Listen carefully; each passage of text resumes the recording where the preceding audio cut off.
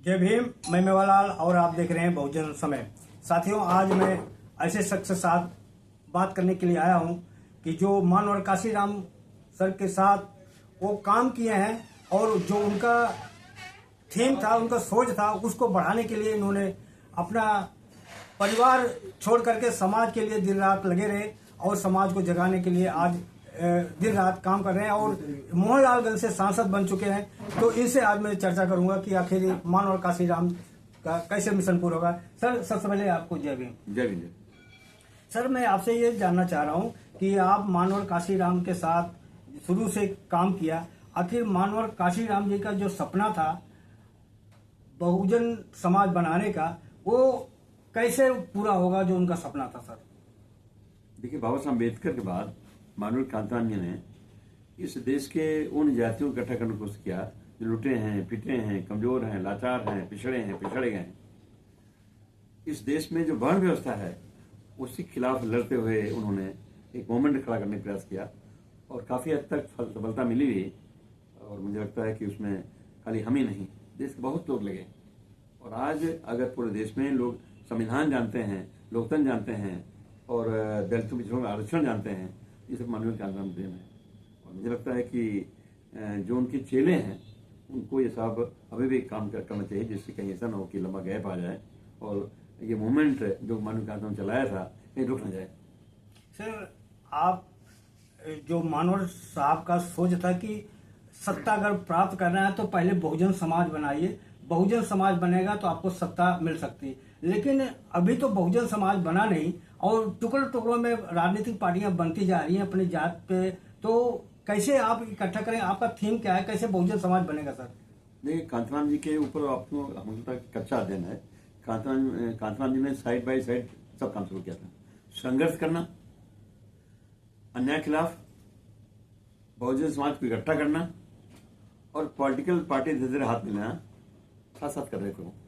जैसे DS4 बनाया संघर्ष करने के लिए 1981 में, लेकिन बहुजन समाज पार्टी बना दिया 1984 में और पहले ही बार 84 में उन्होंने पूरे देश में इलेक्शन लड़ा दिया। तो कांतराम जी साइड बाय साइड 3 काम एक साथ लेके चलते थे। मुझे लगता है कि ये बड़ा काम है और उनके फॉलोअर्स को करना चाहिए था। आज फॉलोइंग में मैं आगे आई थी लेकिन वो नहीं कर पाई, तो और कोई करेगा। सर, आप मानवर काशीराम के साथ कब जुड़े और कैसे उनको बारे में पता लगाया आपको? नहीं, हमें पता नहीं लगा, ना पता लगाए। हम तो नए नए वगैरह शुरू किया था, तब तक उनके चेले रामचंद्र जी हमको मिल गए और धीरे धीरे मैं कांतराम जी के टच में आ गया था। ये बात है 1982 की, 81 की, 81-82 में मैं टच में आ गया। फिर धीरे धीरे उनके करीब आने लगा और ना चाहते हुए भी मैं तो कहीं में नहीं था कि मैं राजनीति करूं, मूवमेंट में काम करूं। मैं तो वकालत शुरू कर दिया था, लेकिन उनके टच में आने के बाद धीरे धीरे इतना करीब आ गया कि सन 93 में वकालत छोड़वा दिया उन्होंने। तो आप वकालत छोड़ दिए, परिवार भी नहीं बनाए, तो आप इतना उनके अंदर क्या ऐसे आपको लगा कि आप ये सब जितना घर परिवार चलाने के लिए होता सब उनके राह पे आप चलने लगे? ऐसा क्या आपको लगा? नहीं, कांतराम जी ने कहा मुझे लगता है कि डेट है 29 जून 93 की, और दिल्ली में बात किया और उन्होंने भाई आरके चौधरी, मैंने आपसे 2 बार कहा वकालत छोड़ने के लिए, आपने छोड़ा नहीं। मैंने कहा मैं पार्टी में काम भी कर रहा हूँ, वकालत भी कर रहा हूँ। तो उन्होंने कहा नहीं, हमें जरूरत है। हमें लगता है कि समाजवादी पार्टी, बहुजन समाज पार्टी के अलायंस होने जा रहा है, सरकार बन सकती है, लेकिन हम समझते हैं कि अगर जो टीम मेरे पास लखनऊ में है उसके बलबूते में ज्यादा कुछ नहीं कर पाऊंगा। अगर आप वकालत छोड़ के लखनऊ बैठे तो शायद हम सफलता पा जाएंगे। तो मैंने कहा साहब, अगर हमारे नाते आपको लगता है कि कामयाबी मिल जाएगी, मैं छोड़ दूंगा। उनके कहने पे मैंने हाँ कर लिया 29 जून 93 को, और 30 जून को मुझे उन्होंने यूपी का इंचार्ज बना दिया।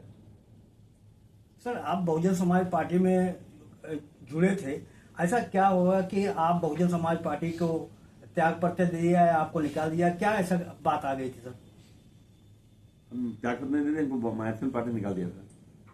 मैथिल पार्टी निकाल दिया था तो मैं विचलित नहीं हुआ और हमने निकलने के बाद एक अलग संगठन बनाया, BS4, बहुजन समाज स्वाभिमान संघर्ष समिति। और जैसे बनाया पार्टी अलग, जैसे इलेक्शन हो गया और मेरा लड़ा वो जीत गया। 5 साल बाद फिर लड़ा, फिर जीत गया। तो लेकिन मैंने सोचा कि यार अगर हम अकेले जीतते रहे और पार्टी फैला ना पाए तो कोई फायदा नहीं है अलग पार्टी बनाने से। तो मैं बार बार जीता, मैं 2 बार जीता, लेकिन बाद में सोचा कि यार बहुजन समाज पार्टी इसमें पीक पे है, क्योंकि हमारे अलग पार्टी बनाने के बाद भी बहुमत की सरकार बनी बीएसपी की, और बहुजन समाज पार्टी सरकार हो, कोई बहुमत की और कोई मोमेंट और खड़ा हो, ये संभव नहीं है। अब जाके माहौल बन रहा है कि मायावती धीरे धीरे मेन रूट से हट रही है और बहुजन समाज इसमें बिखरा हुआ है, उसे अगर इकट्ठा करने का प्रयास किया जाए तो इकट्ठा हो सकता है। अब तो टाइम चांस है, क्योंकि जब तक मायावती स्पीड पे थी और बहुजन समाज के साथ था तब तक तो हम लोगों के लिए दिक्कत थी, अब कोई दिक्कत नहीं है। सर, मानवर काशीराम सर ने बहुजन समाज का एक थीम सोचा था कि बहुजन समाज 85 समाज बनाए। क्या वो बहुजन समाज 85 समाज बन गया है? वो अब बहुजन समाज बनाने की जरूरत नहीं है, क्योंकि मानवर अखिलेश जी पीडीए बना दिया है। तो पीडीए बनाम बहुजन समाज, क्या दोनों अलग अलग है, सेम है? आपका सवाल गलत है। नहीं, मेरा सवाल इस आपसे बोला है बहुजन समाज और पीडीए एक ही है। बहुजन में था दलित, पिछड़ा, अल्पसंख्यक। पीडीए में है पिछड़ा, दलित, अल्पसंख्यक, दोनों देखिए है, परिभाषा एक है। तो अब बहुजन शब्द नहीं रह गया, क्योंकि मायावती जी ने उसको बिगाड़ दिया। नारा था कभी कि बहुत पुराना नारा जिसमें बहुजन शब्द था, बहुजन हिताय बहुजन सुखाय। ये तो कांताराम के बहुत पहले भी था, बहुजन हिताय बहुजन सुखाय। मायावती ने कर दिया सर्वजन सुखाय सर्वजन हिताय, तो नारा पहले ही खत्म कर दिया। अब लंबे समय बाद अब बहुजन कोई कहता नहीं, लेकिन अगर माननीय अखिलेश यादव ने उसी फार्मूले पे पीडीए बनाया है, पी माने पिछड़ा, जिसकी आबादी देश में लगभग 23% है, नहीं, पी माने पिछड़ा जिसकी आबादी देश में लगभग 52% है, डी माने दलित जिसकी आबादी है दलित और आदिवासी जिसकी आबादी है लगभग 23%, 23 और 52 कितना हुआ 75, ए माने अल्पसंख्यक जिसकी आबादी जो शेष उच्च वर्ग के माइनॉरिटीज के लोग हैं उनकी आबादी है 10%। तो 23 नहीं 52 10 52 और ये 52 23 और 10 मिलकर 85 होता है। इसी 85 को कवि मानवर कांताराम ने इकट्ठा करके बहुजन समाज बनाया। इसी 85 को लेके अब पीडीए काम कर रहा है। ये सही है कि इतना अंतर है कि पीडीए की ताकत बनने के बाद हम काम करेंगे सबके लिए, जो लुटा है, पिटा है, कमजोर है, लाचार है, पिछड़ा गया है। अगर उच्च वर्ग के साथ भी कहीं अन्याय हो रहा है और हमारे पास आया है तो निश्चित तौर पर उसको भी न्याय देंगे, ये हमारी सोच है। लेकिन निश्चित तौर पर जो मूल संगठन होगा वो पीडीए होगा। सर, जो अभी चुनाव हुआ है 24 का, तो इसमें इंडिया गठबंधन की जीत हुई है या पीडीए की जीत हुई है? नहीं, मुझे लगता है कि अभी पीडीए की जीत का इकट्ठे जीत हो जाएगी, जीत होना शुरू हुई है। जिससे यूपी में समाजवादी पार्टी है, बाहर समाजवादी पार्टी न बराबर है तो, और पीडीए फार्मूला से अगर हमारे 37 एमपी जीत गए तो बड़ी बात है। और 37 माने हुआ कि हम यहां बीजेपी से भी आगे हैं, हर पार्टी से आगे हैं। यही फार्मूला हमें लगता है कि हम पूरे देश में लगाएंगे और समाजवादी पार्टी पूरे देश के लेवल पे नंबर 1 पार्टी बनेगी। जी सर, अभी जब चुनाव हो रहा था तो राहुल और अखिलेश जी दोनों संविधान बात करते थे, जय भीम की नारा लगाते थे, लेकिन जब पार्लियामेंट में गए तो वहां पर जय भीम का नारा भूल गए। क्या वोट के लिए जय भीम है या केवल उसका प्रयोग भी करना चाहिए? आपको अध्ययन साफ साफ नहीं है।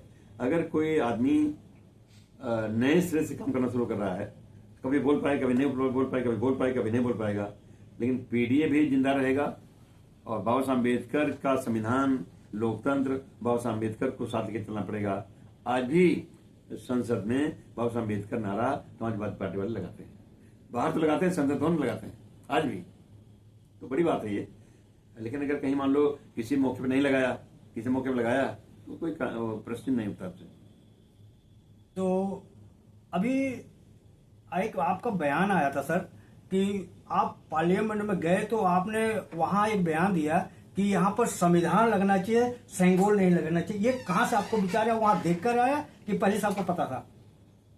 मतलब आपको कोई जानकारी नहीं है, वहाँ बयान नहीं दिया था, बल्कि वहाँ चिट्ठी दी थी। जी जी और मैं लगता है कि आपको सवाल पूछने के लिए जानकारी के लेना चाहिए। हम जहाँ देश बैठे हैं, पहले पूछ लिए होते हमसे। जी।